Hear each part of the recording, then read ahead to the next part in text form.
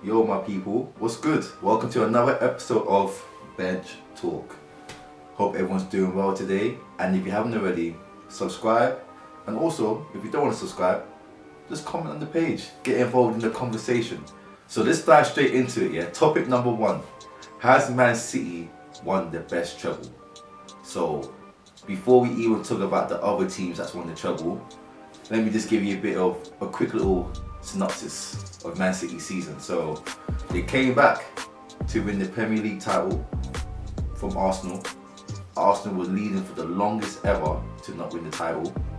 So for them to come back, win it last minute, good accomplishment.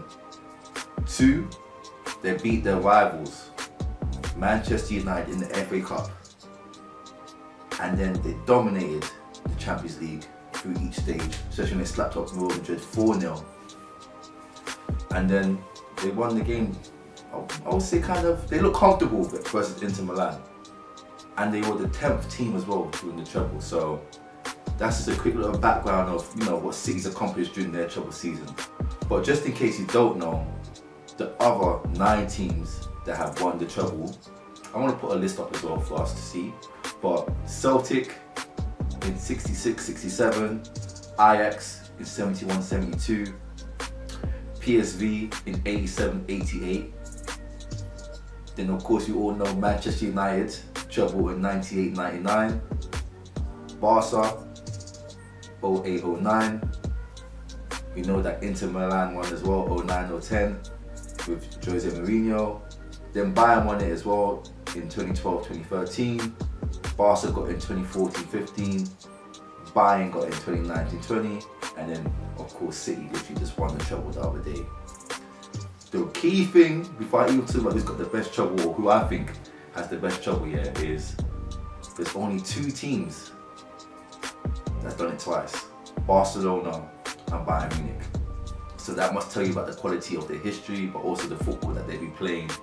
And I can't lie, that Barcelona team that had, the MSN, Messi, Suarez and Neymar. Hey.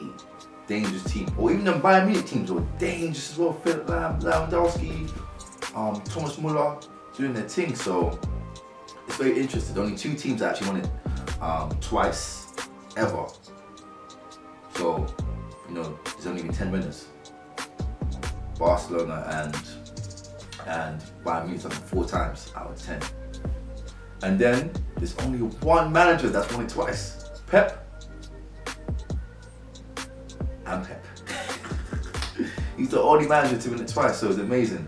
For me though, my top 4, when I talk about the best trebles to be ever won, 1, you got to count that United of 1999. Like, first of all, the Premier League table was mad. They beat Arsenal by 1 point. By 1 point to win the title that year. Also, I'm going to throw Chelsea in there. We were in third place, so we've been doing our thing for a while. 2, they scored 2 goals in extra time to win the Champions League. Like, that is crazy. So 1, they came back to win the season by 1 point over Arsenal. We know Arsenal was dominating back in the days. And then the Champions League, they were down 1-0. Extra time, not extra time, but added time that happens. Injury time. They scored 2 goals in injury time to win the game. For me, that has to be one of the best trebles, yeah? So that's number 1. Inter Milan. It's not like Inter Milan didn't have ballers in that team. Yeah, they had ballers in that team. Eto'o, Milito, Snyder, Zanetti, Materazzi. So they had ballers on the team. Even a young Balotelli, they're the young Balo. But when you think about it, that special, that was coaching. That was coaching. Mourinho did some coaching, and to win the treble with that team, especially the Champions League, it's the Champions League with Inter. Come on, that has to be number 2 up there for sure. Number 2. And then number 3 for most impressive will be again Man City. Those are my top 3. Man City, only because they wasn't even leading. Arsenal was leading the title race this whole year, bro. They was leading the title race. So technically, for as long as Arsenal led, Man City was never supposed to win the Premier League.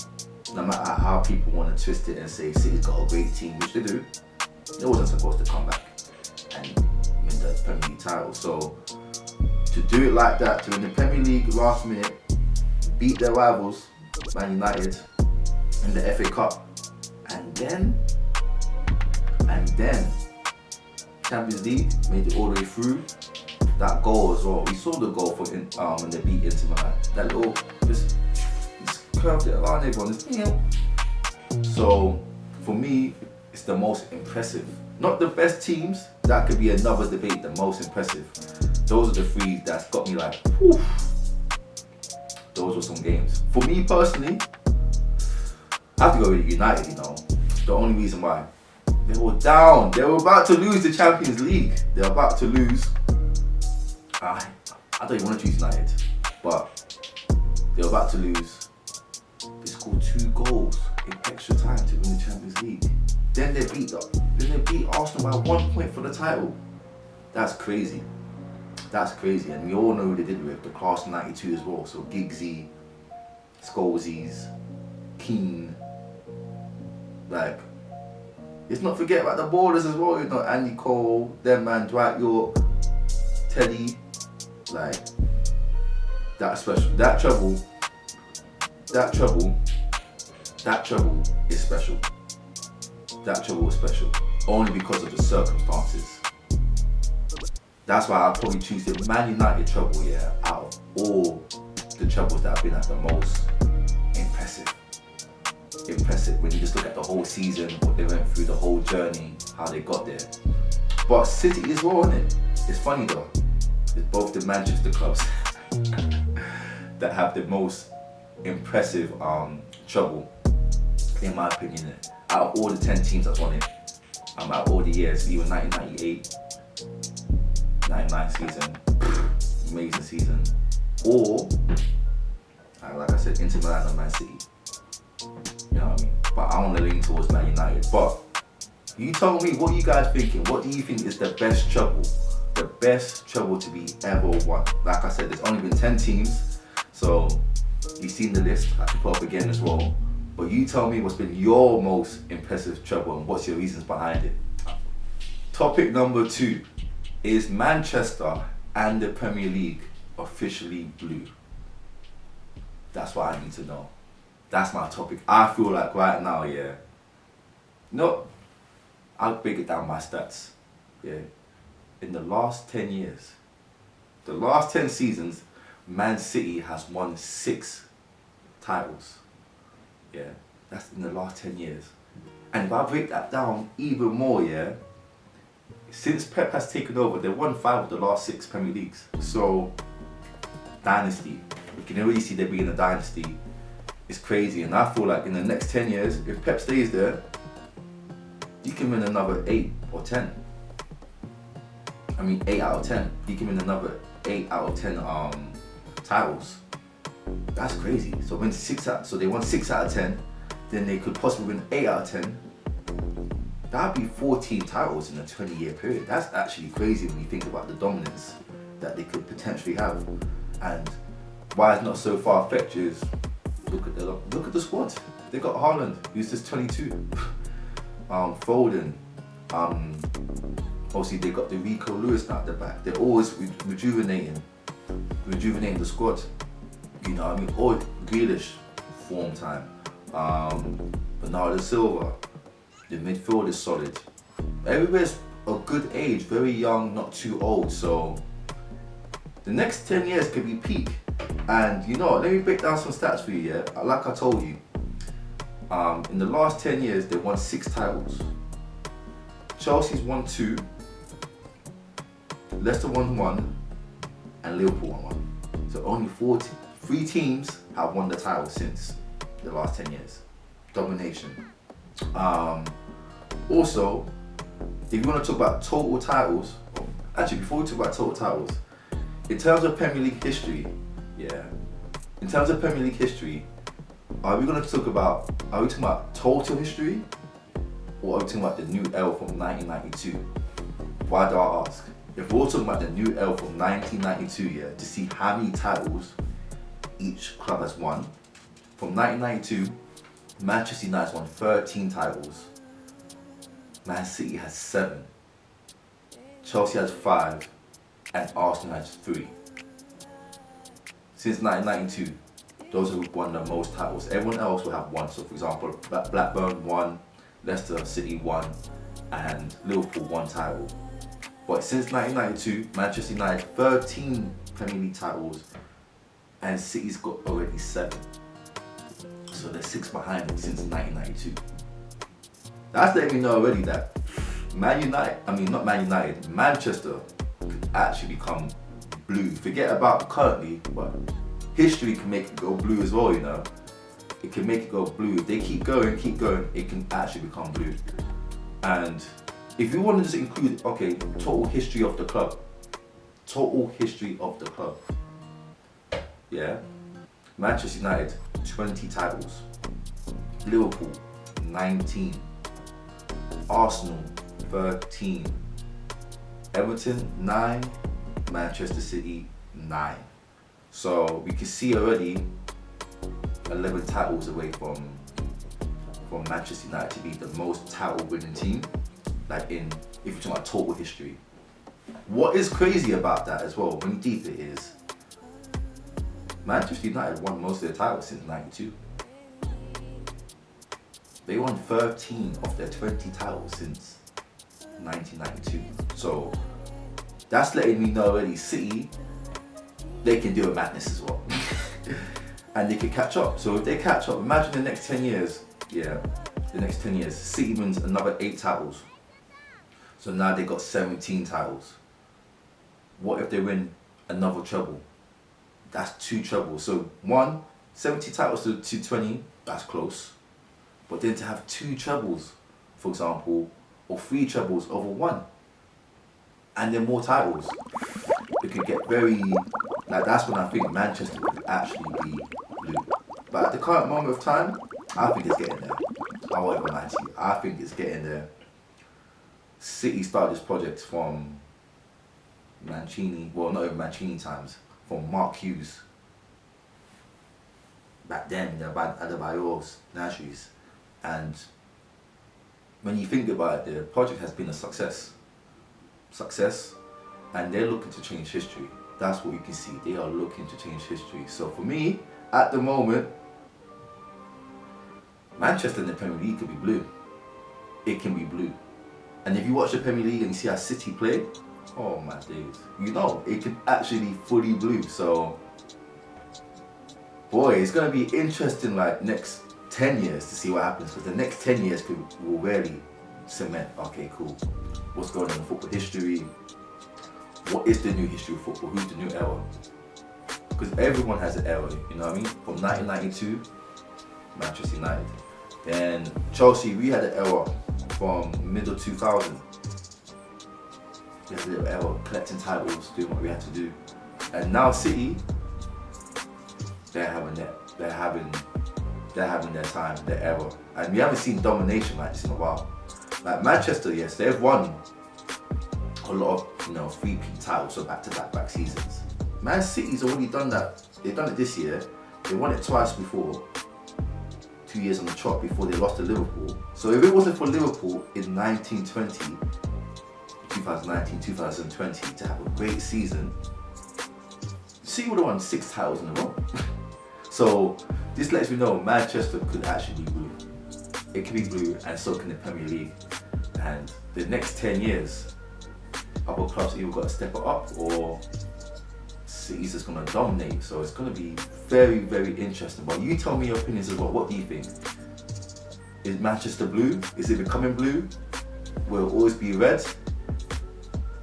Because City's making history now. The last topic is, does England have any world-class players? In my opinion, I think we've got 1, maybe 2. Yeah, and we'll discuss the 1 or 2 down the line. But for me, world-class is like Vinny Jr.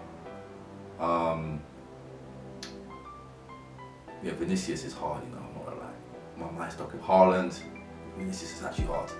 Neymar, these players that make differences that are all the time 10-10 game, Neymar, etc. etc. For me, we got ballers. We got Saka, we got Stones, Grealish. Declan is a solid baller. I will never call him world class. He's just solid. Does the job.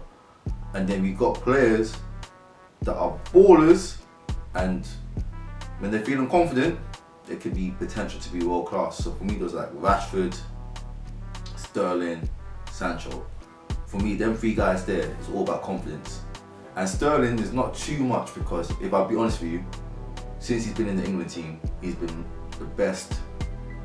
When he plays for England, he plays top level, and he does look world class-ish on that stage. But for me, yeah, we've got ballers. We've got a lot of ballers, but we don't got that many world class players, and that's kind of scary because we are in the best league.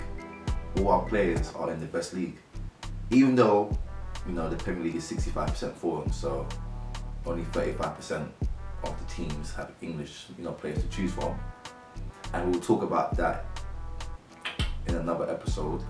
But we play in the best league. It doesn't matter if we're the minority. We should be able to catch up to that level of the playing. So for me, we play well, but play well in the Prem, Champions League might look a bit. Lately for England on the world stage, we're looking better because we've got ballers who can play as a team. But I feel like we're still missing one more world class player in this team. I feel like you need a spine of 3 world class players. So my number 1 world class player, no doubt, Kyle Walker. Kyle Walker puts most people in his pocket. They're just chilling in his pocket.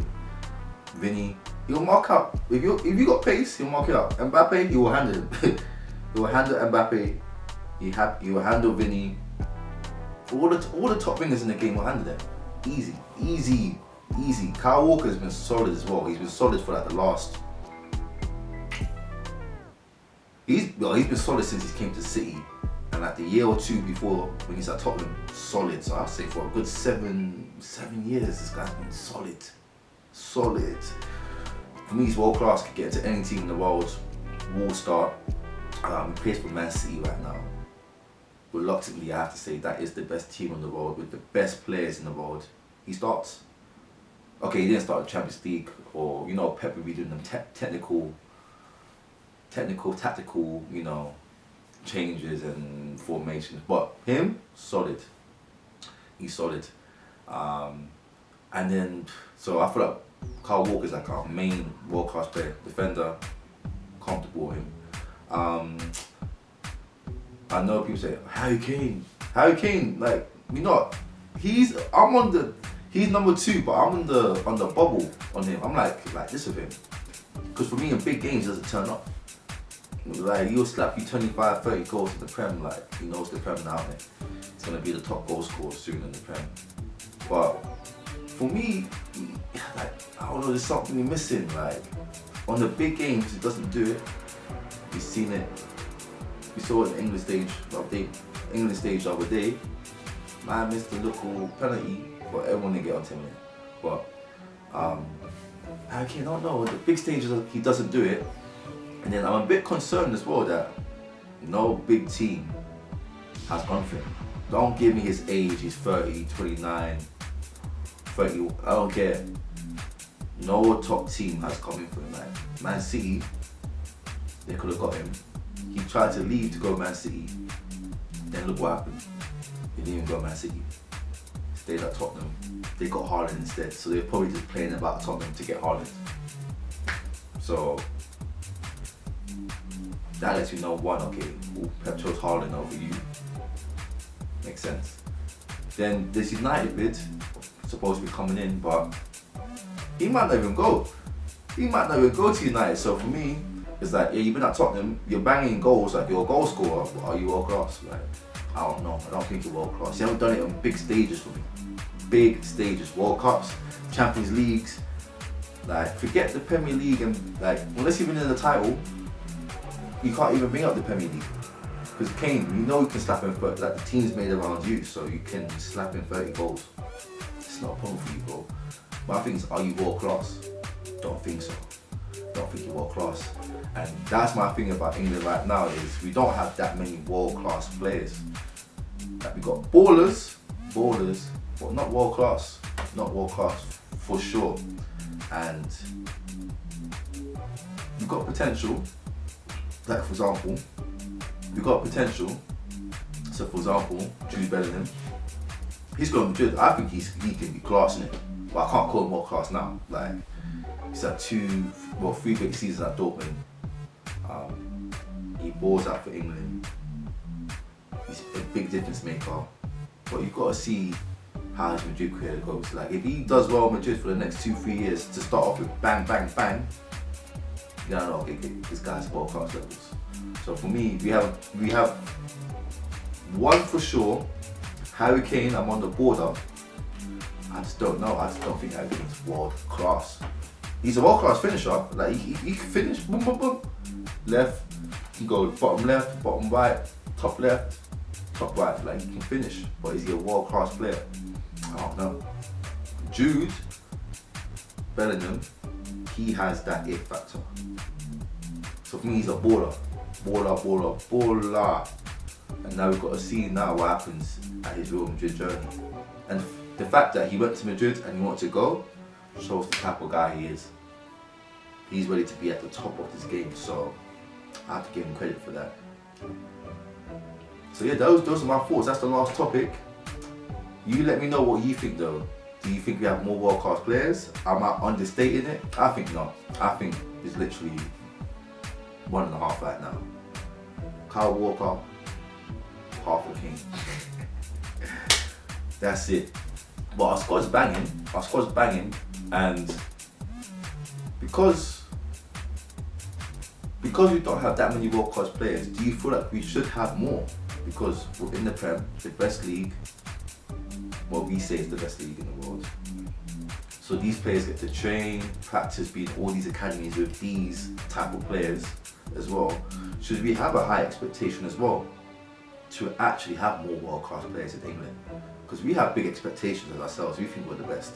So for us to only have 1.5 world class players, first of all, tell me if you disagree or not. Name your other world class players that you think are English that I'm missing out on. And I had fun again, talking a lot of on the bench.